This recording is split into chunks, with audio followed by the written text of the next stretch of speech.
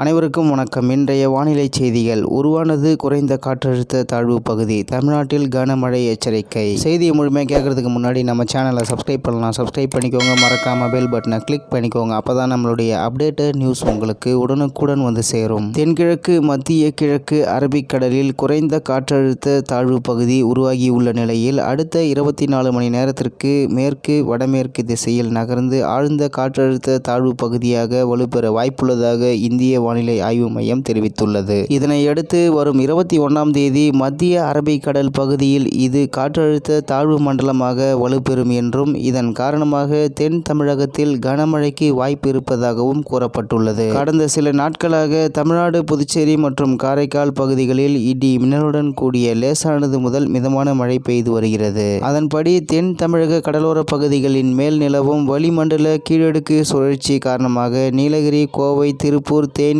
திண்டுக்கல், மதுரை, விருதுநகர், தென்காசி, நெல்லை, கன்னியாகுமரி மற்றும் தூத்துக்குடி ஆகிய 11 மாவட்டங்களில் கனமழை பெய்யும். தென்கிழக்கு அரபிக்கடல் மற்றும் அதனை ஒட்டிய தென்மேற்கு அரபிக்கடல் பகுதிகள் மற்றும் லட்சத்தீவு பகுதிகளில் சூறாவளி காற்று மணிக்கு 40 முதல் 45 கிலோமீட்டர் வேகத்திலும் இடையிடையே 55 கிலோமீட்டர் வேகத்திலும் வீசக்கூடும் என்பதால் மீனவர்கள் கடலுக்கு செல்ல வேண்டாம் என எச்சரிக்கை விடுக்கப்பட்டுள்ளது. இந்நிலையில் அரபிக்கடலில் குறைந்த காற்றழுத்த தாழ்வு பகுதி உருவாகியுள்ளதாகவும் வங்கக்கடலில் புதிய காற்றழுத்த தாழ்வு பகுதி உருவாக வாய்ப்புள்ளதாகவும் இந்திய வானிலை ஆய்வு மையம் தெரிவித்துள்ளது. அக்டோபர் 16ஆம் தேதியுடன் தென் மாநிலங்களில் தென்மேற்கு பருவமழை முடிவுக்கு வரும் என எதிர்பார்க்கப்பட்டது. அதன்படி ஆந்திரா, தெலுங்கானா மற்றும் ஒரு சில தென்கிழக்கு மாநிலங்களில் தென்மேற்கு பருவமழை முடிவுக்கு வந்தது. இதையடுத்து தமிழ்நாட்டிற்கு மழை தரக்கூடிய வடகிழக்கு பருவமழையை மக்கள் ஆர்வமுடன் எதிர்பார்த்துள்ளனர். வடகிழக்கு பருவமழை வரும் 22ஆம் தேதி முதல் 25ஆம் தேதிக்குள் தொடங்கும் என தகவல் வெளியாகி உள்ளது என்பது குறிப்பிடத்தக்கது.